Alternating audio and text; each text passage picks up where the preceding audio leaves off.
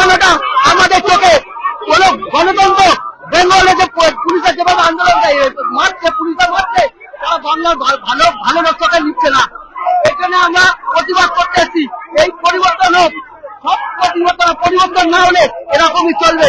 আমরা বাংলার মানুষও বলতে চাই, দয়া করে এই সরকারকে বদলি করুন, না হলে এরকমই বাংলাকে সমাজকে পুরো বন্ধ করে দেবে।